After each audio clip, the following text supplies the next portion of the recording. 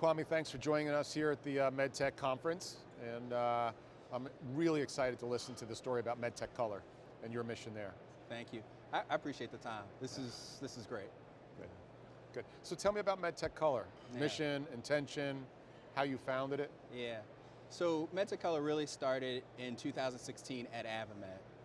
It was a coffee I had with a dear mentor and friend, Michelle McMurray-Heath, and we were sitting talking about the industry. And I asked her a couple key questions. I asked her, is there a problem or a lack of representation of people of color in this industry? And she said yes. And then I posited, I wondered, was there an opportunity to bring people together to build community, and as a way to help in bringing more people of color into the industry and help them stay in the industry. And she was really the first person to give me a sense that I was onto something, there was something there. And from there, we had a dinner in 2017. Danaher supported us with that dinner, and Korn Ferry was actually a supporter early on, because I think they've been thinking about this issue of diversity and inclusion for quite a long time. And that was a breakthrough moment where 15 African American leaders got together and really poured out their heart about the challenges of navigating this ecosystem. And all these people were at the top of their game. So these were investors, executives at companies like J&J and Medtronic. And that turned into some strategic planning sessions to really flesh out what an organization might look like, and a breakfast in 2018. And we were expecting around 50 people to show up, about 75 came together. And by that time we had a mission to advance the representation of people of color in the industry. And we had some core objectives, but we still really were seeking input and feedback on what a great organization might look like. And we settled on, in many ways, what Medtech Women is focused on, which is shining a light on thought leaders in this industry. We believe that singular action of putting people who are already good or great at what they do in front on stages like panels at AvaMed would serve as a beacon and attract more people of color to the industry. And then we fundamentally wanted to create a physical place where people could come together and network. So that was another core objective, create community. And finally, we wanted to somehow develop programs that focused on increasing the numbers of people who entered and stayed in the industry. So that's Medtech Color in a nutshell. Yeah. I've been in this for almost 3 decades. And I've had my hand in more than 7,000 successful assignments for the medtech industry. And you and I were chatting beforehand. Yeah. And I think I can legitimately say that maybe 20 would fall, and again, I want to ask about this, under people of color. It's a challenging definition these days. How would we define people of color? Just so the listeners would understand, because it's tough today. It's a tough conversation to have sometimes. So we look at significantly underrepresented groups. Yeah. So you look at any data, I work in venture capital, 1% of all VCs are Latino. So that's an underrepresented group. Similar statistics for African Americans, Indian Americans, at nearly all levels. We see more representation on the shop floor. So I, like you, I haven't been in the industry as long as you have, but really what stuck out to me is if you walk the shop floor of most manufacturers in the US, there'll be black and brown hands assembling the product. As you go up the levels, you'll see less and less of that. So we want to be very welcoming to all groups that really aren't fully represented in significant ways. And so we know what that looks like, and we use that term people of color, but it is tricky. It is tricky. It is tricky, because it's a little bit of a PC world these days, and I think we probably do more of a disservice by creating landmines that we're not aware of. So is it a supply issue with new grads entering the industry? Yeah, so the good thing about it is we have a D&I expert on our core team, and I don't know what his answer would be, but I'll tell you what my answer is. I don't think it's a supply issue. I was on scholarship at Lincoln University and HBCU, where everyone was being trained to be engineers. I think what may be going on is the black and brown engineers that are graduating from Morehouse, Spelman, Lincoln University, they're more attracted and more aware of opportunities at GE or Google. And I think it's more of an awareness issue, but I think equally important is once you get these people in the door, how do you keep them in the door? So attraction and retention, I think, are some key issues at large corporate structures. Yeah. Is there an industry that you think has done a good job of servicing people of color that we could use as a potential benchmark model? The federal government. Interesting. So they've been at it for the longest. Yeah. And I have a bit of a bias because my career started out in the federal government, and they've been, quite frankly, intentional about being an open and inclusive organization.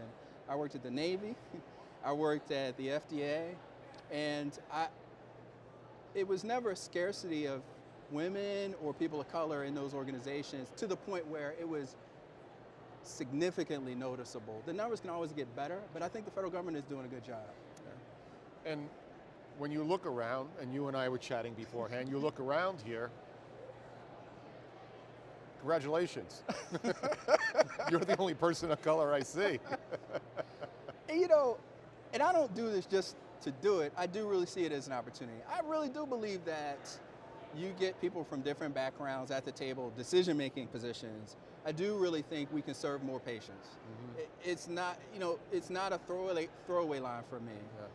And that's why I think it's important. I do think that business outcomes will be improved if we have more Ibrahims. Ibrahim Badejo from J&J. A dear friend of both of ours. Yeah. Yes. If we have more Michelle McMurray-Heath, if we have more Angelique Johnsons, who has a startup in Kentucky, African-American woman with a Medtech startup in Kentucky. So you don't have to go to NorCal or Minnesota. There are really interesting founders that we can find and put money into their businesses so that they'll be the next exit and acquisition from Medtronic and be at these conferences. Yeah.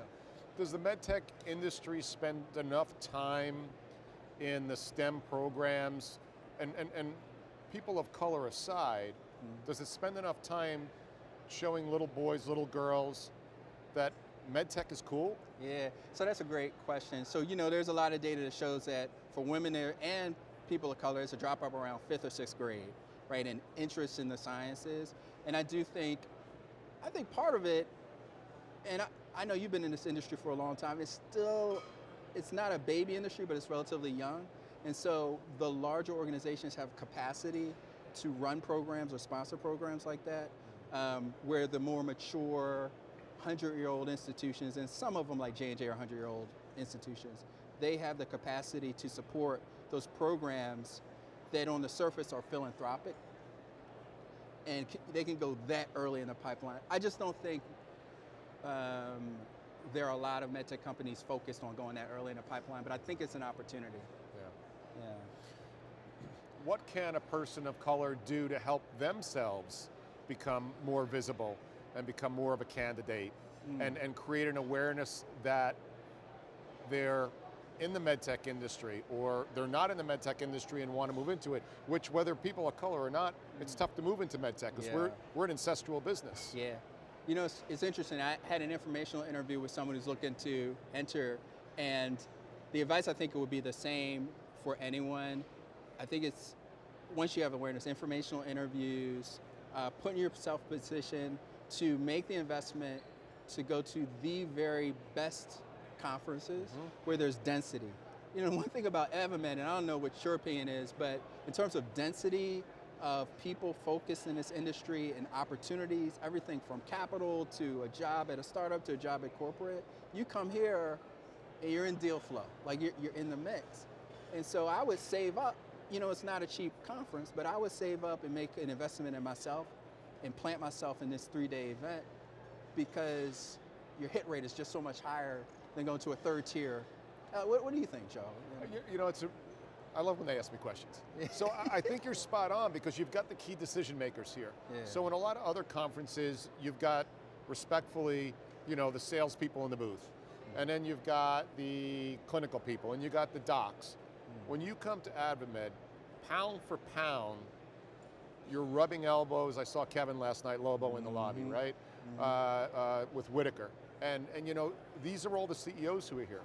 And it's not their handlers in between them at those bigger shows. So I think you're right. This is a really interesting show that's non-denominational in regards to a therapy. Yeah. So it's one of those shows that not many people in the medtech industry know about and should know about. Yeah. So you have a second gig. Yeah. You're a VC. Yeah. So can you share a little bit about that with us? Yeah, so I'm proud to be a venture partner at Wavemaker 360 Health, and we're an early stage healthcare fund.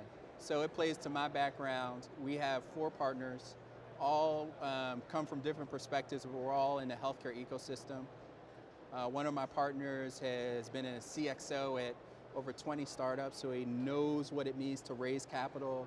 He knows what a founder who has the highest potential to raise that Series A, B, and C is going to look like. Another partner, John Nackel, was the head of global healthcare at Ernst & Young. He understands the payer perspective. And then Eric Martin, partner, he was a healthcare executive at several hospital systems, so understands the provider perspective.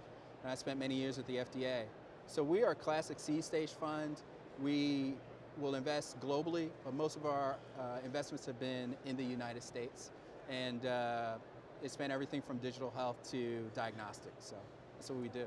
Do you have a platform or a vertical in particular that you're keeping your eye on as a venture investor? You know, personally, I'm focused on medtech, and in particular, a few areas that I think are going to be an area of growth. I think everyone knows about digital health, but in traditional medtech, I'm really interested in robotics in a lot of different ways. So surgical robotics, but robotics as a form factor to serve as a companion or an aid in healthcare settings, home healthcare settings. And that's one area that's really intriguing. And this whole elder care movement is really intriguing, you know, to treat conditions like dementia, et cetera, or at least try and slow the progression of the symptoms associated with it. So. Yeah, I call that adjacent technology with robots, cobots, right? Yeah. I think what we have to do in the industry, and you're onto something there, is humanize the robot. Yeah. Because right now it's a little intimidating. Yeah. And so if you take somebody who's later in life and you introduce a classic robot as you and I think about it, it's a little intimidating. But when we start to come out with a cobotic human intention to that, I think we've really got something there. Yeah, and I think if you invest now, over the next 5-10 years, you're going to see continued refinement of the form factors and the interface and the user experience, but I totally agree. Yeah, I agree. So how would we support Medtech Color? What's the best way to get the shout out to everybody? Yeah, I would say visit our website, medtechcolor.org. We're really happy to have J&J as a sponsor. Danaher is our platinum sponsor. They've been with us from the very beginning. Medtronic is a supporter. McDermott, Will & Emery, BD, Stryker. We even have had support from Medtech Women.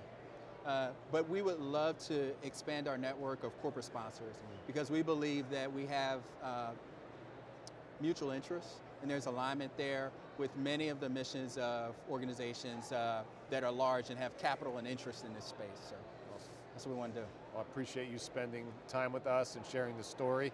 Oh, this is great. And let's get people on board. I'm a big fan. Thank you, Joe. Appreciate it.